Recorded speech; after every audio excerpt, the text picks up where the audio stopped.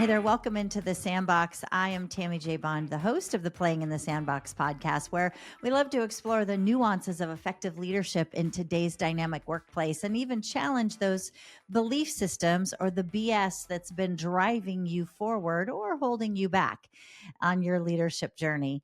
And in today's episode, we're going to be diving into a topic that I think is going to challenge some misconceptions, and that is leadership is not about being in charge. Whoa, hold on to your hats, folks. It's going to get thick in here.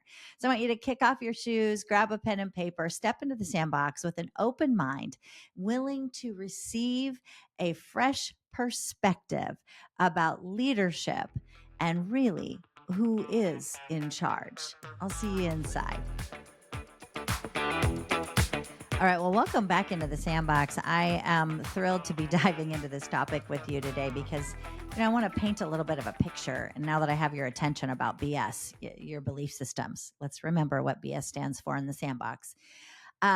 It's our belief system around how we view and what we perceive as effective leadership. And when we think of leadership, many of us immediately go to the title. We go to that person that is, at the top, and they're driving or the change, and they're giving the orders, and they're making decisions.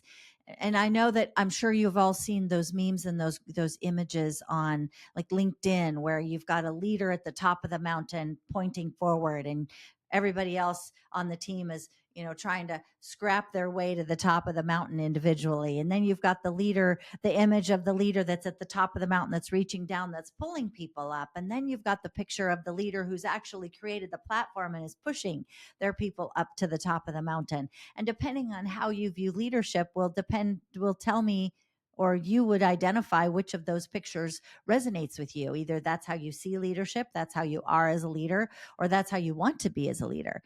And true leadership really goes beyond mere authority. It goes beyond the pointing out orders and the shoot and delivery style as I talk about it. It's really about influence. It's about empathy. It's about service, acts of service as a leader.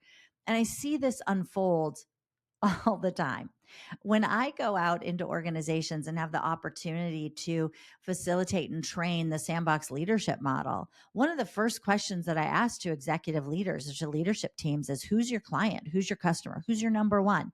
And they can list out everybody that either is, that's the people that they serve, right? If they're, depending on what kind of organization, or the client that writes the check, right? That buys the goods and services. That's who they often think is the number one. But the reality is, and when I get to start right at the very beginning, shifting perspective and or irritating people, could go either way, shift that perspective to go, no, hold on a minute. Your number one customer, your number one client are the people that are delivering the services and goods on behalf of you as the leader. They're your staff. They're your team. That's you as the leader, you as the leadership team. That's your number one person who you get to be in service to so that they can do the job you've given them to do for the rest of the organization, and for ultimately boots on the ground, the clients or the customers, the end user of your product, the people that you serve. They're not you as leader number one priority or number one customer. They're actually down that pole for you because they're the number one for you are the people that you serve in your leadership team and in the staff in your organization that are delivering the services.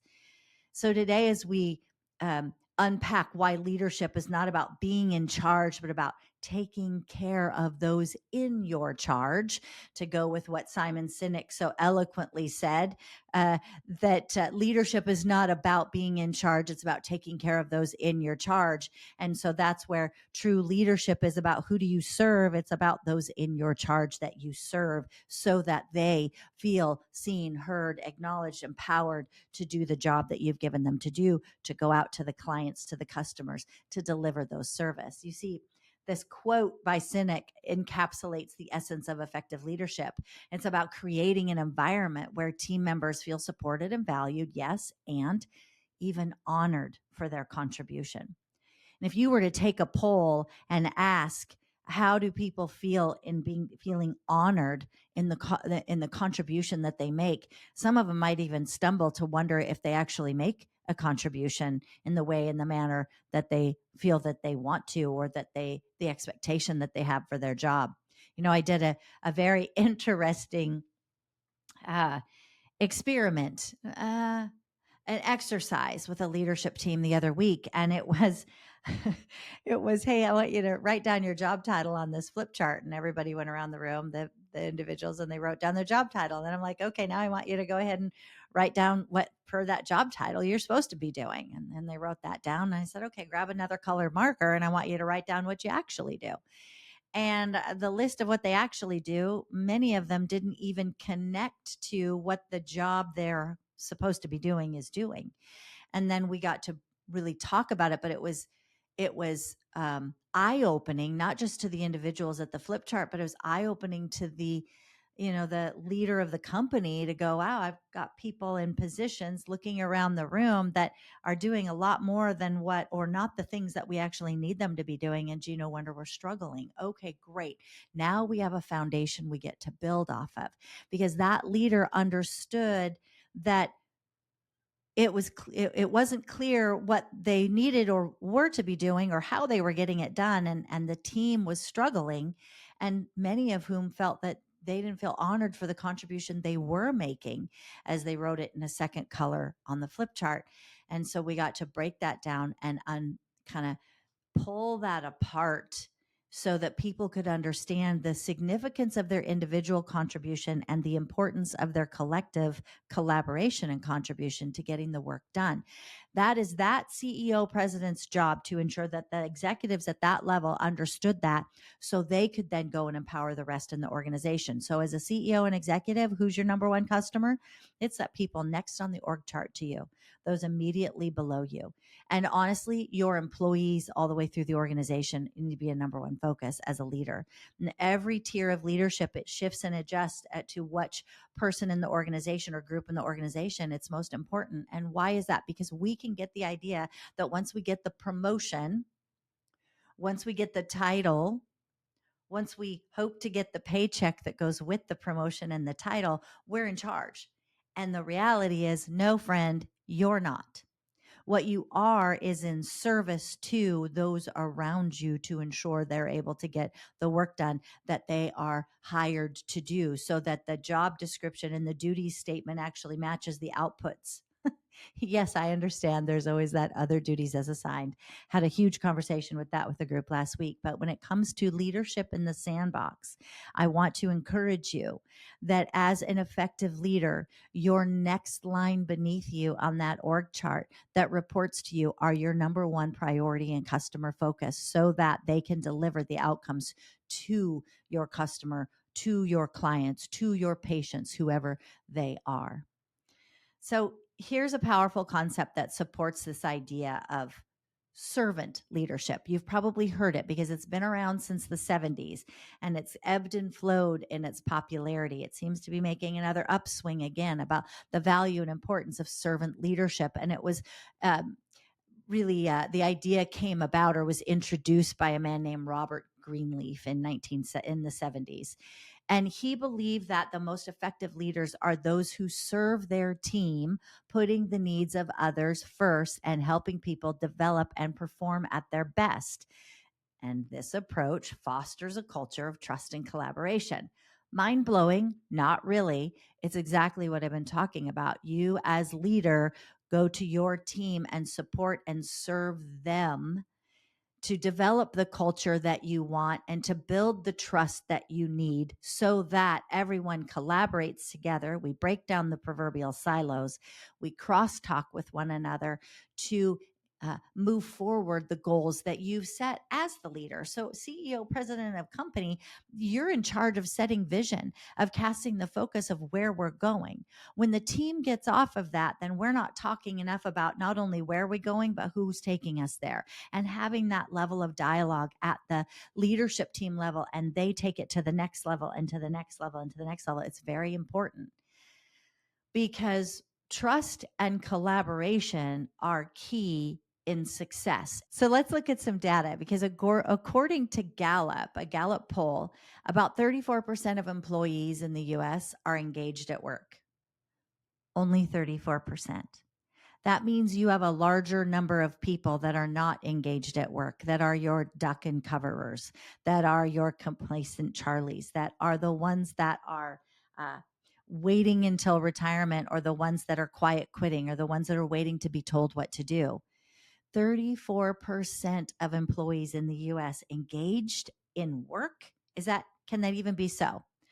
But I want to share the flip side with you, because companies with highly engaged employees, so the reverse of that 34%, those highly engaged employees outperform their peers by 147% in earnings per share. Think about that. Not only are they earning more, not only are they performing at higher rates, your company is earning more. The efficiencies that they're creating, that 147% of people, they're actually increasing the earnings within your organization because their outputs are stronger and they're more efficient in the way that they're getting their tasks done. Leaders who prioritize their team's well-being, development see higher engagement and productivity. That's the bottom line. Let me say that again, friend.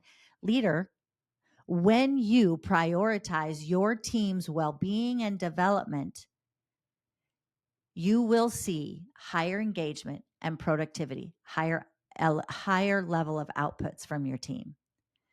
Now, here's one that I want to share with you as well, because I think this topic, when we think about who's in charge, we forget not only who, but then why are you in charge and what is your role for being in charge? And it's not just in charge of vision casting for the company. It's the people that serve in their roles to serve the client. They're your number one priority, not the clients, remember, the employees. So one of my favorite, I love reading about all the great things that this lady did as the CEO of Pepsi. Indra Nooyi served as the CEO of Pepsi from 2006 to 2018. And under her leadership, Pepsi's revenue grew by 80% and its market cap increased by 57 billion with a B. That's huge under her leadership. Okay. Why is that? Because she focused on performance with purpose. Performance with purpose. A strategy that emphasized, I can say the word right, sustainable growth by investing in healthier products, environmentally friendly practices, and community engagement. All things that staff were interested in. But she also prioritized employee welfare, introducing initiatives such as extended maternity leave and elder care support and other things that helped the employees to feel connected to the company that they worked hard for, that they actually felt the company cared for them. And the impact of Nooyi's servant leadership approach resulted in the increased employee loyalty, higher productivity. And the focus on sustainability and health conscious products also positioned Pepsi as a forward thinking, socially responsible company, appealing to a broader customer, securing long term growth. Okay, that's the statistics that I got when I did my research. But what does that really break down to? What's the practicality of that? Friend, when you are a leader that motivates and inspires your people around you to that level of higher productivity and increased loyalty because they trust that you have their welfare and best interest in mind, it's a game changer for the rest of your organization. And I don't want you to think about it necessarily as the overall whole of your organization. If you have an organization that has 75 people, 7,500 people, or 75,000 people that work for it, you've got to understand what is your next line of defense to go to have the impact. And that is the next line that reports to you, and they go to the next line that reports to them. And we keep going down so that your vision and what you're wanting, yes, you can send out those videos, and I recommend that you do to your all staff. And I recommend that you have town halls where you're connecting, where people are hearing your voice. But your voice, when they hear it, should be no different than the leader that they report to, because every layer is getting the same message communicated down and understanding how to take action on the things that are being delivered down. That's how real growth happens. That's how our employees build that trust and engagement, because the story doesn't change, it stays consistent. So, how can you embody, friend, this principle in your own leadership style? Right? This servant leadership idea, this I'm going to serve my leaders and I'm going to empower them and equip them to serve their leaders, and so on and so on and so on. How do we do that? Well, it starts with taking the time to listen to your team. Listen to your team's ideas and concerns and feedback about how to best get information out.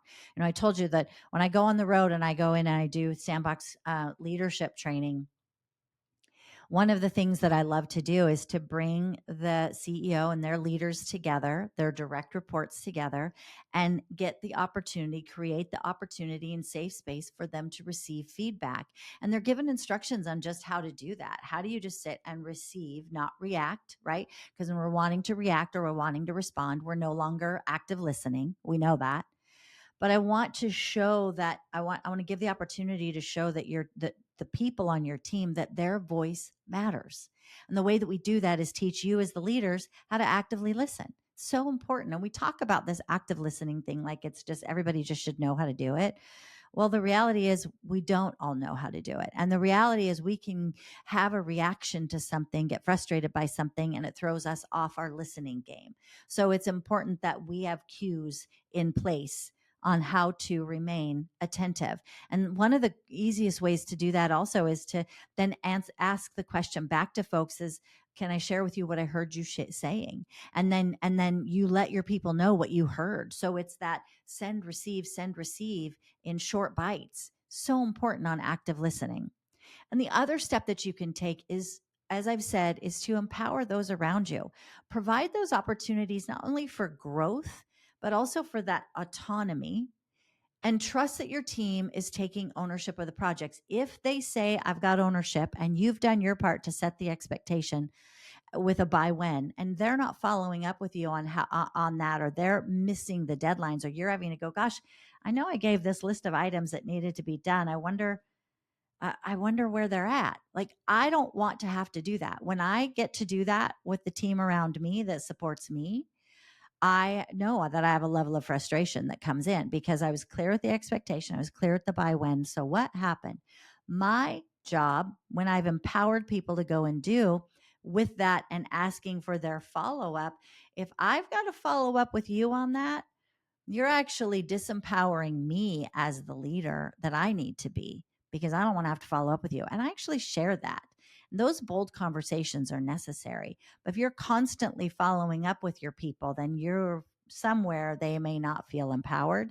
And that's an opportunity to have a bold conversation to say, okay, I need to know what more you need from me. What are the missing pieces so that you feel empowered to achieve what we've set out to do? Okay. And then leading by example, right? Demonstrate the behaviors and the values that you expect from your team and in their performance. Being that role model is about humility, and it's about dedication to the well-being of the whole person standing in front of you or sitting to the left or the right of you. And so leading by example is, yeah, when you have those moments of frustration, you're wanting to react or respond, it's pushing pause, take a breath, and remind yourself to be in active listening and listen to have your mind changed, listen to have your perspective shifted. Lead by that example. The other part of leading by example, friend, is that when you miss the mark or you blow it, you go back to them quickly and go, wow, I didn't do that right. I'm still learning. I apologize for that. And here's what I'm going to do different the next time. Just recommit to what you said. That's leading by example. And those are the behaviors we want to promote in healthy teams. And the other thing is, I want to say this as kind of your number 4 to implement. We can call it show appreciation. I would rather say like show an acknowledgement. Regularly acknowledge and celebrate your team's achievements, individual and collective, because we know that that recognition, more often than not, it's not about a financial recognition. It isn't about going and taking them out to lunch or dinner. It's actually the recognition verbally. A third party affirmation goes a long way. So it's, hey, Joe, did you see what Sally did when she, and insert the cool thing Sally did? Joe, I'm celebrating that with you, and let's celebrate Sally. That is going to boost Sally and motivate her to a whole nother level when you take that moment to recognize in a third party affirmation the way that someone performed in front of them. By the way, you want to do that in front of them, as well as acknowledging it with an appreciative. And I just want to acknowledge and celebrate the great outcome of that project. Thank you. Or thanks for putting in the extra hours. Or hey, thanks for going on that road trip to go see that client. I know that it'll pay off in dividends, and I appreciate the extra time that you put in. That's simple. Oftentimes leaders think they've got to have some big recognition and reward system, and we've got to have, little plaques, and we've got to have, extra Starbucks coffee cards, or we've got to have, whatever it is. Nah. I mean, I think tchotchke items are fine and they have their place, but words are powerful. And when we use them, we raise up the internal dialogue for the individual positively that we're sharing with. Well, when it's positive. All right. So I know I've covered a lot of things on this topic about who's in charge, or that you're not really in charge. And it's really not about being in charge, as I've said, as leaders. It's about fostering collaboration and fostering those around you to understand what's important, how to get it done, and empowering them to be able to do it, and casting vision of what the outcome looks like. And I want you to remember this: it's not your title, it's an action, right? Leadership is not a title, it's an action. And it's about fostering a positive, supportive environment where your team can thrive. When you can focus on serving your team, you're going to unlock their potential. You're going to drive that engagement and ultimately achieve greater success. So for today, friend, I want to encourage you, because you are put in that position for a reason. So go back to the very beginning and ask yourself, ask your team, how am I doing? What can I do different to support you so that you can be most effective in your role on this team? Because you're my number one customer. I wonder what lights will go on in the room when you have that conversation. Well, I am so glad that you joined me in the sandbox today for this fun and lively conversation about who's in charge. If you enjoyed this conversation, and maybe it inspired you to look at the way that you lead, or the way that your leaders around you are leading their teams, I want you to share this episode. I want you to subscribe. I want you to rate. I want you to leave a review. Yes. And I want you to share this episode with somebody that you think could really, truly benefit from what we shared here in the sandbox today. Leadership isn't something that you're born with. It's something that you grow into. And I want to thank you for taking the time to grow into your next level of leadership in the sandbox today.